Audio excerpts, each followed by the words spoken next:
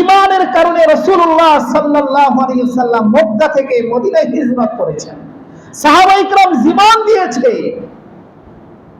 হযরতে খাব্বাব রাদিয়াল্লাহু তাআলা আনহুকে পারস্যের সম্রাট গ্রেফতার করে ফেলেছে। কিছু সাহাবীদেরকে নিয়ে পারস্যের সম্রাট গ্রেফতার করেছে। তখন তাদেরকে গরম তৈলের ভিতরে তাদেরকে ছেড়ে দিয়েছে এক এক করে। এই খাব্বাব রাদিয়াল্লাহু তাআলা আনহুর সামনে দাঁড়িয়ে আছে, তার সাথে যে সাহাবীগুলো ছিল তাদেরকে এক এক করে ওই গরম তৈলের ভিতরে ফেলাইতেছে। কেন ফেলাইতেছে? ইসলাম ধর্মকে ত্যাগ করো, মুহাম্মদ সাল্লাল্লাহু আলাইহি সাল্লামের আদর্শকে ত্যাগ করো, এই কালিমাকে ছেড়ে দাও। যদি ছেড়ে দাও তাহলে আগুন থেকে বাঁচতে পারবা। সাহাবায়ে কিরাম বলেন জীবন চলে যাবে, ইসলাম ছাড়তে রাজি না, রাসূলের আদর্শ ছাড়তে রাজি না, আল্লাহর হুকুম ছাড়তে রাজি না, জীবন চলে গেলে যায়। শাহাদাতি মর্তবা দান করে একে একে তারা শহীদ হয়ে গেছে। যখন হযরতে খাব্বাব রাদিয়াল্লাহু তাআলা আনহুর পালা আসলো, কিতাবের ভিতরে আসছে খাব্বাব রাদিয়াল্লাহু তাআলা আনহুর চক্ষু বেয়ে বেয়ে পানি পড়তেছে। পারস্যের সম্রাট বলে, হে খাব্বাব, তুমি কি ভয় পেয়ে গেছো?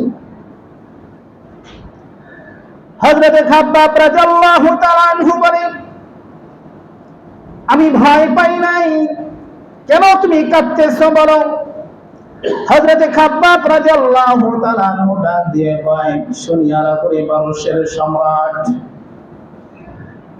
আল্লাহ তাআলা আমার শরীরে যতগুলো পশম দান করেছে, আল্লাহ তাআলা যদি আমাকে এক একটা পশমের বিনিময়ে এক একটা জীবন দান করত, আমি খাব্বাব প্রত্যেকটা পশম আল্লাহর রাস্তার জন্য আমি শহীদ করে দিতাম।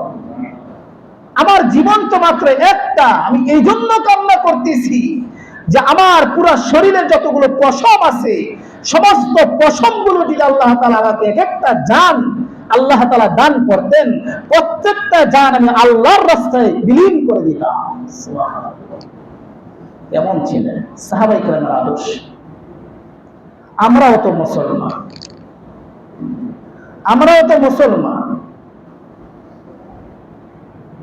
রাসূলুল্লাহ সাল্লাল্লাহু আলাইহি সাল্লাম বলেন যে সাহাবীর আদর্শ গ্রহণ করবে, রাসূলের আদর্শ গ্রহণ করবে, সে দুনিয়াতেও কামিয়াবি হয়ে যাবে, আখিরাতেও কামিয়াবি হয়ে যাবে। মক্কার ভিতরে একজন সাহাবী ছিল, আব্দুল উজ্জা নামে একজন সাহাবী ছিল মক্কার ভিতরে। চাচা ছিল কাফের। যখন নাকি আব্দুল উজ্জা ইসলাম ধর্ম গ্রহণ করেছে, এখন বলতেছে, আব্দুল উজ্জা তুমি ধর্ম ছেড়ে দাও। আব্দুল উজ্জা বলে, আমি রাসূলের আদর্শ আমি ছাড়তে রাজি না, আল্লাহর হুকুম আমি ছাড়তে রাজি না, আমি কোরআনকে ছাড়তে রাজি না। বলে, যদি ছাড়তে রাজি না হও তাহলে তোমার সমস্যা হবে। বলে, কি সমস্যা হবে?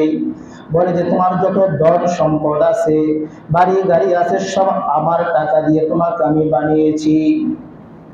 গরু ভেড়া বকরি উট যা আছে সব আমার টাকায় কিনা, তাহলে তুমি আমার সম্পদ আমাকে ফিরাইয়া দাও। আব্দুল উজ্জাকে বলে, সম্পদ যা আছে সব আমারে ফিরাইয়া দাও, যদি নবী ছাড়তে না পারো, ঈমান যদি ছাড়তে না পারো, সব আমাকে দিয়ে দিও। আব্দুল উজ্জা বলে, চাচা শুনিয়া রাখো, ধন সম্পদ দিয়ে দিলাম, ঘর বাড়ি দিয়ে দিলাম, উট ভেড়া বকরি সব আমি নবীর জন্য দিতে রাজি, আল্লাহর জন্য আমি সব কিছু দিতে রাজি। নেন নেন নেন, আমার ঘর বাড়ি সব নিয়ে নেন, উট ভেড়া বকরি যা আছে সব নিয়ে নেন, কিন্তু আমি নবী ছাড়তে পারবো না, রাসূলের আদর্শ আমি ছাড়তে পারবো না। ঈমান গ্রহণ করেছি, যে নবীর সাথে আমার বুক মিলিয়েছি, এই নবীকে আমি পিঠ দেখাইতে চাই না, আমি রাসূলের জন্য সব আমি দিতে রাজি আছি। বলে, ঠিক আছে, সব দিয়ে দিছ। এখন বলতেছে, শোনো, এখনো আরো কিছু লেনদেন বাকি আছে। কি লেনদেন? বলে যে লেনদেন হলো তোমার শরীরের যে পোশাকটা আছে, এই পোশাকটাও তো আমার টাকায় কিনা, দাও দাও তোমার এই পোশাকটাও খুলে আমাকে দিয়ে দাও। আব্দুল উজ্জা ডাক দিয়ে বলে, চাচা, নবীর জন্য ঘর দিলাম, বাড়ি দিলাম, সব দিয়ে দিলাম, উট ভেড়া বকরি যা আছে সব দিয়ে দিলাম, আমার রসুলের জন্য যদি আমার শরীরের পোশাকটাও দিতে হয়, আমার শরীরের পোশাকটাও দিতে রাজি, নেন নেন নেন, আমার শরীরের পোশাকটাও আপনাকে দিয়ে দিলাম। 20 বছরের যুবক আব্দুল উজ্জা একটা দৌড় মারিয়া মার কাছে দৌড় দেয়।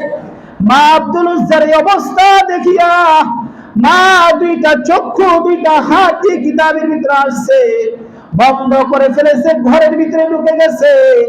আব্দুল উজ্জা ডাক দিয়া কয়, মা আমাকে একটা কাপড় দাও, আমার লজ্জা স্থানটাকে একটু ঢাকার জন্য। ভিতর থেকে একটা কম্বল ছিল, এই কম্বলটাকে দুইটা টুকরা করে একটা টুকরা আব্দুল উজ্জার মা রেখেছে, আরেকটা টুকরা আব্দুল উজ্জাকে দিয়েছে। আব্দুল উজ্জা মাকে ডাক দিয়া কয়, মা শেষবারের মতন আমাকে বিদায় দিয়ে দাও। যে রসুলের জন্য আমি ঘর ছাড়লাম, বাড়ি ছাড়লাম, ধন সম্পদ আমি ছেড়ে দিলাম, ওই রসুলকে না দেখলে আমার ভালো লাগে না, আমি মদিনায় চলে যাব, শেষবারের মতো আমাকে বিদায় দিয়ে দাও। আব্দুল উজ্জা এমনি ভাবে মার থেকে বিদায় নিয়ে মদিনার জমিনে চলতেছে। ফজর আজানের সময় হয়ে গেছে। আব্দুল উজ্জা যে মদিনা মসজিদের বারান্দায় এক কোণায় বসে রয়েছে। সাহাবীরা মসজিদে ঢুকে আব্দুল উজ্জার খবর নেয় না। রাসূলুল্লাহ সাল্লাল্লাহু আলাইহি সাল্লাম যখন মসজিদে নববীতে ঢুকবে, দেখে মসজিদের কোণার ভিতরে আব্দুল উজ্জা এরকমভাবে ছোট হয়ে বসে আছে, মাথা নিচের দিকে দিয়া। আল্লাহর নবী, বিশ্ব নবী সরকার তো আলম নবী ডাক দিয়ে কয়, হে আল্লাহর বান্দা তুমি কে? আব্দুল উজ্জা ডাক দিয়ে কয়, ইয়া রাসূলুল্লাহ আমি মক্কার আব্দুল উজ্জা। তুমি কোন আব্দুল উজ্জা? যে আব্দুল উজ্জা সকালবেলা একটা কাপড় পরতা, বিকালবেলা আরেকটা কাপড় পরতা, ঘর বাড়ির অভাব ছিল না, সম্পদের অভাব ছিল না, তুমি কি ওই আব্দুল উজ্জা নাকি? বলে যে হ্যাঁ ইয়া রাসূলুল্লাহ আমি ওই আব্দুল উজ্জা যে সকালবেলা একটা কাপড় পরতাম, বিকালবেলা আরেকটা কাপড় পরতাম, ধন সম্পদ আমার অভাব ছিল না। ইয়া রাসূলুল্লাহ আমি আপনার জন্য ঘর বাড়ি ছেড়ে দিয়েছি, আপনার মহব্বতের কারণে, আপনার ভালোবাসার কারণে, ঈমানের জন্য আমি ঘর বাড়ি চাই না, দুনিয়ার ধন সম্পদ চাই না, টাকা পয়সা চাই না, একমাত্র চাই আপনার ভালোবাসা, আপনার মহব্বত। এই জন্য আমি সব কিছু ছেড়ে দিয়ে আপনার দিদারে আমি এসে পড়েছি। কেমন আদর্শবান ছিলেন!